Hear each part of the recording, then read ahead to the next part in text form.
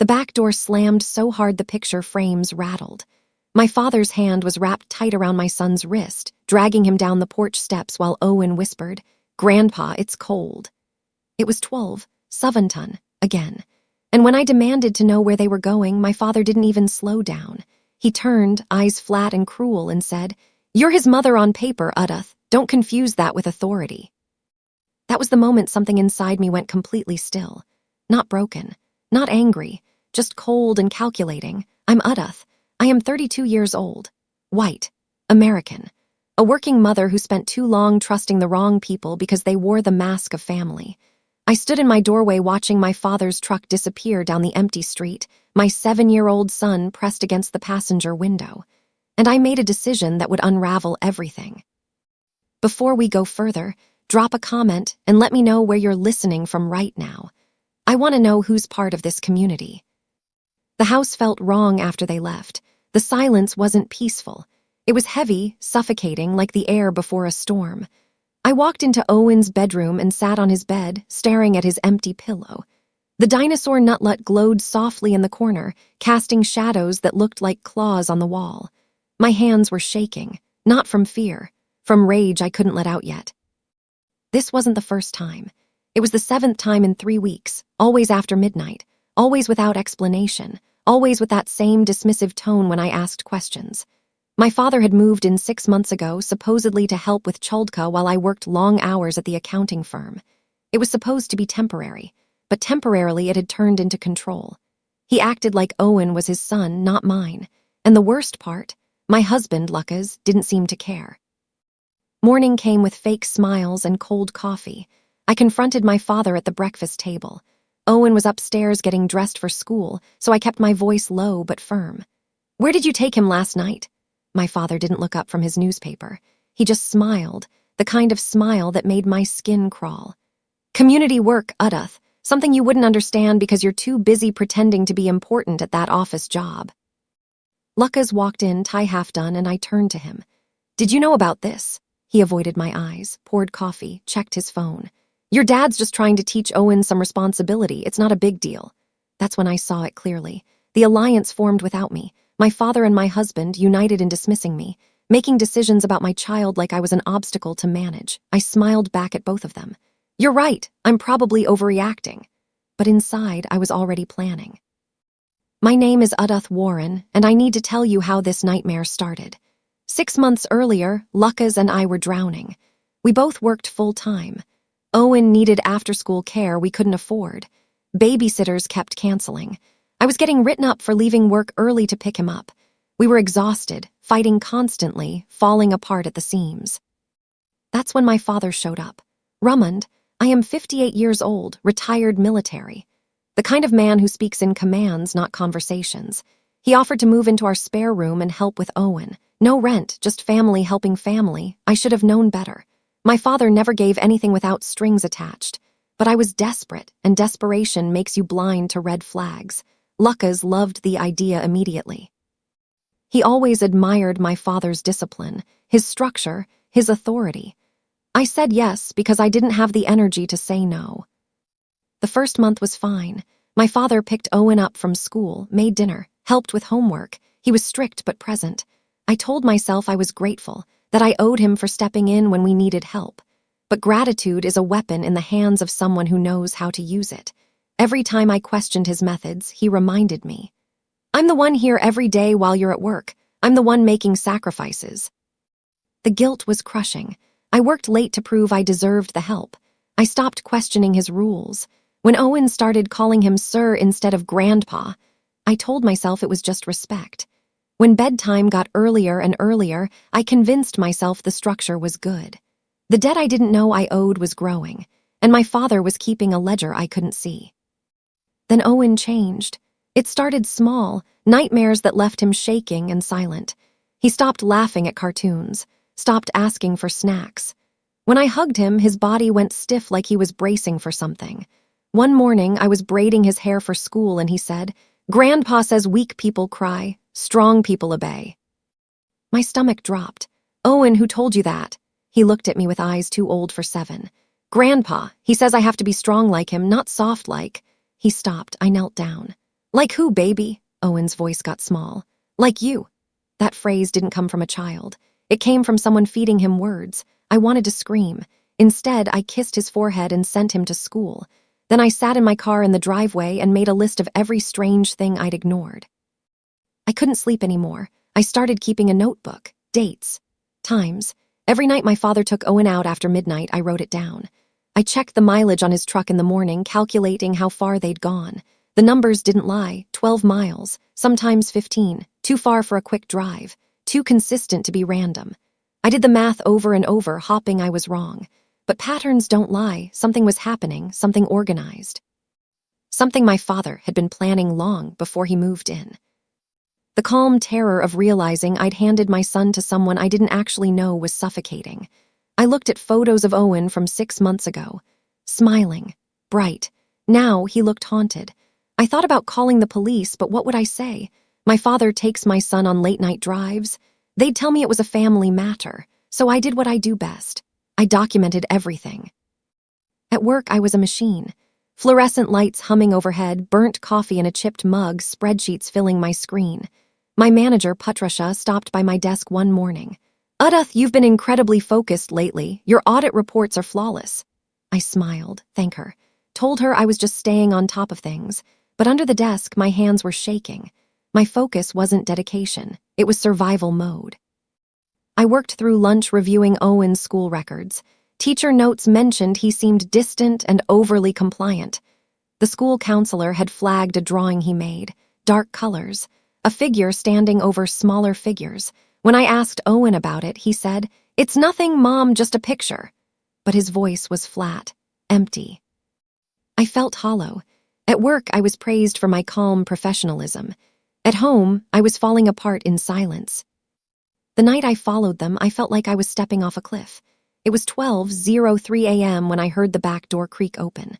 I was already dressed, keys in my pocket, phone fully charged. I watched through the window as my father led Owen to the truck. Owen didn't resist. He just climbed in, quiet and obedient. My heart was slamming against my ribs. I gave them a 30-second head start. Then I got in my car, headlights off, engine barely a whisper. I followed them through empty streets, past the gas station, past the school, into a part of town I didn't recognize. My hands gripped the steering wheel so tight my knuckles turned white. Every turn they made, I mirrored, staying far enough back that they wouldn't notice. The adrenaline made everything sharp, every streetlight, every shadow. I didn't know what I was going to find, but I knew I couldn't turn back now. They stopped at a building with no sign. It was a single-story structure, too clean, too quiet, tucked between a parking lot and a fence. Lights were on inside. I parked 2 blocks away and walked closer, staying in the shadows. Other cars arrived. Men and women I didn't recognize, leading children inside. Some of the kids looked half asleep. Others walked with that same stiff obedience I'd seen in Owen. My father got out of the truck and opened Owen's door. That's when Owen looked back, not at the building, in my car. His eyes locked on mine for just a second, and I saw something I'll never forget. Not fear, recognition. Like he knew I'd come. Like he'd been waiting for me to finally see. My father noticed and grabbed Owen's shoulder, steering him toward the entrance. The door closed behind them with a heavy click that echoed in the empty night. I stood outside that building for 20 minutes, my breath fogging in the cold air, trying to decide what to do. I couldn't just barge in. I didn't know who else was inside or what I'd be walking into, so I did what I'd been doing for weeks. I documented. I pulled out my phone and started recording. The building's address. The license plates of every car parked nearby. The faces of adults entering and exiting. Then I heard it, a voice through a cracked window. Calm, authoritative, my father's voice. "Children are blank slates. Parents make them weak with coddling. We are here to shape strength, obedience, purpose." I moved closer, pressing against the brick wall. The recording on my phone captured every word. This wasn't a crime scene. There were no drugs, no visible abuse. But it was something worse. Indoctrination. My father was running sessions, teaching children that obedience to authority was the only acceptable way to exist. And he'd brought my son into it. I stayed until they came out. 2 hours later, the door opened and children filed out, silent and orderly. Owen walked beside my father, his face blank. They got in the truck and drove away. I didn't follow them home. I stayed. I recorded the names on the business registry posted near the entrance. Heritage Youth Mentorship Program. I looked it up on my phone. It was registered as a nonprofit. Community outreach. Character building. My father's name was listed as founder and director. I drove home a different route, my mind spinning. When I got back, the house was quiet. Owen was in bed, still dressed. I sat in the hallway outside his room, holding my phone with the recordings, and realized I was holding evidence. Not a crime, of something legal but sinister. My father had built a network, parents who believed in his methods, who handed over their children willingly, and I'd been one of them. The next morning, I confronted Lucas, not with anger, with facts. "Did you know what my father's been doing with Owen?" Lucas sighed like I was exhausting him. "Edith, it's a mentorship program. Raymond told me about it. It's harmless. He's teaching kids discipline and respect." I stared at my husband. You knew he was taking Owen out after midnight to some building across town, and you didn't think to tell me." Lucas set down his coffee. "You would have overreacted, just like you're doing now." That's when I felt something crack inside me. Clean, final. The man I married, the father of my child, had chosen my father's approval over my concerns. He joined the alliance against me. "Harmless," I repeated quietly. "Okay." I didn't argue, I didn't cry. I just went to work, because I knew something Lucas didn't. I wasn't overreacting, I was building a case. I didn't scream, I didn't throw things, I made phone calls. The first was to a family therapist. I explained the situation calmly. Late-night outings, behavioral changes in my son, a program I hadn't consented to. She listened and gave me the name of a child advocate, someone who specialized in cases where parental authority was being undermined. I called them next. Then I called HR at my office, not to complain, to quietly request flexible hours, citing family safety concerns.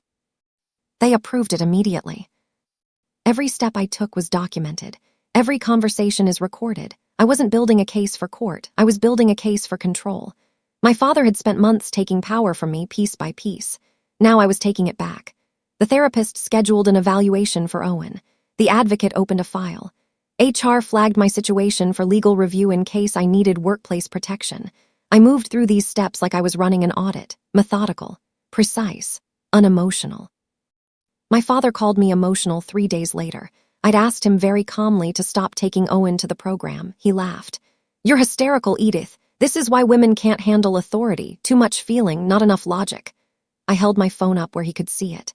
"Say that again." He did, word for word, mocking me, dismissing me, confirming everything I needed him to confirm. I thanked him. "Thanks, Dad. I appreciate you being so clear." He looked confused. "What are you talking about?" I smiled. "Nothing, just glad we had this conversation." He went back to his newspaper, but I had what I needed. A recording, a voicemail, proof that he viewed me as incompetent, that he believed he had more authority over my child than I did. Power isn't loud. It doesn't scream or threaten. It gathers evidence and waits for the right moment to strike. I was learning that lesson in real time. At work, I submitted a formal request for adjusted hours. Due to family safety concerns, I need the ability to leave early twice a week for counseling appointments. Patricia approved it without hesitation, but what she didn't know was that the request created a paper trail. HR flagged my employee file with a note. "Potential domestic situation. Monitor for support needs." It wasn't dramatic. It was quiet, professional, strategic. The paper trails I was creating began to intersect. The therapist's notes referenced parental undermining. The child advocate's file mentioned unauthorized mentorship program. HR's system showed a pattern of me requesting support for a family matter. None of it alone was damning, but together it painted a picture. A mother trying to protect her child, a pattern of control by a grandparent, a spouse who enabled it. I wasn't just reacting anymore. I was building a net. The therapist's office had toys on the floor, soft lighting, a couch that didn't feel clinical. Owen sat on the floor playing with wooden blocks while the therapist asked him gentle questions. "Owen, can you tell me about the nighttime drives with Grandpa?" Owen didn't look up. He just built a tower, then knocked it down. "Grandpa says I have to learn to be strong. That Mom doesn't understand because she's soft." The therapist wrote something down. "What does strong mean to you?" Owen's voice got quieter. "It means not crying, not asking questions, doing what you're told."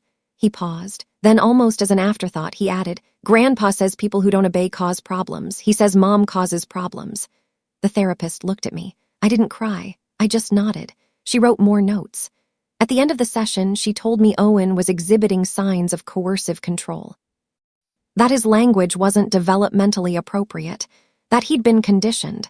Simply, devastatingly, my son told the truth. 2 weeks later, the Heritage Youth Mentorship Program lost its nonprofit partnership status. The community center that had been hosting sessions quietly ended the agreement. No public announcement, no explanation, just consequences. My father came home furious, slamming doors and demanding to know what happened. Someone filed a complaint, accused us of inappropriate conduct. It's ridiculous. I was folding laundry in the living room. That's awful. Do they know who complained? He didn't suspect me. Why would he? I was just his emotional, overreacting daughter. No, but I'll find out. He stormed off to make phone calls. I kept folding towels. What he didn't know was that the child advocate I'd contacted had quietly reached out to the community center. Not with accusations, just questions. Questions about liability, insurance, background checks. The center had done their own review and decided the risk wasn't worth it. My father's program was collapsing, and he had no idea I was the one pulling the threads. Lucas tried to fix things by lying. He told my father that I'd been acting irrationally and that he was handling it. He promised my father that he'd get me to back off. What Lucas didn't know was that I'd installed a voice-activated recorder in the living room. Every conversation, every dismissive comment, every plan they made without me, recorded, and his lie was provable. One night, Lucas told me, "I talked to your dad. He's willing to forgive you if you apologize." I looked at him. "Apologize for what?" He sighed. "For causing problems, for being difficult. He's trying to help our family, Edith. The least you can do is show some gratitude." I nodded. "You're right, I should be more grateful." But I didn't apologize. Instead, I sent the recordings to my lawyer, the one I'd quietly hired 2 weeks earlier. Lucas was digging his own grave. I just had to let him keep shoveling. My father's reputation bled quietly. Parents who had trusted him started pulling their children from his program. Meetings with community leaders were canceled without explanation. Invitations to speak at local events stopped coming. He felt it before he understood it. At dinner one night, he asked, "Why is everyone avoiding me?" I shrugged. "Maybe they're busy." I knew why. The child advocate had made discreet inquiries. Therapists who worked with the families had asked careful questions. Words spread in whispers, not accusations, just doubts. "Did you hear about that program Raymond runs? Seems a bit intense." I heard a mother pull her kid out, something about control issues. Reputation doesn't collapse with a bang. It erodes. One conversation at a time. One canceled meeting at a time. My father had built his identity on authority and respect. Now, both were slipping through his fingers, and he had no idea why. The mediation wasn't a screaming match. It was calm, legal, and devastating. The child advocate, the therapist, and my lawyer sat across from my father and Lucas. The mediator reviewed Owen's evaluation, the recordings, the documented behavioral changes. Then she delivered the decision. Supervised access only. Raymond Warren is not permitted unsupervised contact with Owen Warren until further evaluation is completed. My father exploded. "This is insane. I'm his grandfather. I've done nothing wrong." The mediator didn't flinch. "Mr. Warren, the evidence shows a pattern of undermining parental authority and exposing the child to psychologically coercive environments. This decision is final." I sat there, hands folded, face neutral. I didn't gloat. I didn't argue. I didn't have to. The system I'd quietly engaged in was doing the work for me. My father stormed out. Lucas looked at me like he didn't recognize me. Good. I didn't recognize the woman who'd let this happen either. Lucas's job became aware of his involvement 2 weeks later. Not because I called them, because his company had a conflict of interest policy. Employees were required to disclose family situations that could create liability. Lucas had signed documents stating he'd report any custody issues, legal disputes, or child welfare concerns. He hadn't. When HR reviewed his file during a routine audit, they found the gap. He was called into a meeting. He came home pale. "They're reviewing my employment. They said I failed to disclose a family situation involving child welfare." I was making dinner. "That sounds serious." He stared at me. "You did this. You told them." I looked at him calmly. "I didn't have to. You signed a policy agreement. You broke it. That's on you." His hands shook, not from anger, from fear. His career, his reputation, everything he'd built was at risk, and it was his own lie that had done it. I turned back to the stove. Consequences were catching up, not because I was cruel, because I'd let the truth do the work. My father's identity crumbled. Without access to Owen, without his program, without the community platform he'd built, there was nothing left. He'd spent his entire life building authority, commanding respect, demanding obedience. But authority without access is just noise. He tried calling people, setting up meetings, rebuilding. But the whispers had done their damage. No one wanted to be associated with someone under review for child welfare concerns. He packed his things in silence. I didn't help. I didn't say goodbye. I watched from the kitchen window as he loaded boxes into his truck. Lucas stood on the porch, looking lost. My father didn't even look back at the house. He just drove away. The man who had called me mother on paper was gone, and everything he'd built had turned out to be air. Fragile, hollow, one truth at a time, it had all collapsed. I moved in with Owen 3 months later. A new apartment across town, bright windows, a park nearby, no spare bedroom for anyone to occupy. Lucas and I were separated, heading toward divorce. He'd chosen his side. Now he was living with the consequences. Owen started therapy twice a week. Slowly, carefully, he began to smile again, laugh at cartoons, ask for snacks. The nightmares faded. One afternoon, we were walking home from the park. Owen reached for my hand. "Mom, are we safe now?" I squeezed his small fingers. "Yes, baby, we're safe," he nodded. Then he said, "Grandpa was wrong. You're not soft, you're strong." I stopped walking, knelt down, looked him in the eyes. "You're strong too, Owen, and you always were." We walked the rest of the way home in comfortable silence. The kind of silence that feels like peace. I tuck Owen into bed now at 8:30 every night. The dinosaur nightlight glows softly. The house is quiet. Midnight passes without the sound of a door slamming, without the grip of a hand that shouldn't have had control. I sit in the living room, drinking tea, listening to the stillness. It's not empty. It's full of safety, full of choices that are mine. The loudest people think control makes them strong. They think authority means power. They're wrong. Real power is quiet. It's patient. It's built on truth, documentation, and the refusal to be dismissed. I didn't scream. I didn't fight in ways they expected. I used the system. I gathered evidence. I let their own actions bury them. And in the end, silence, patience, and truth took everything they had and gave me my life back. What would you do in this situation? Drop your thoughts in the comments. And if this story resonated with you, hit that subscribe button. Stories like this matter. Your voice matters. Let's keep this conversation going.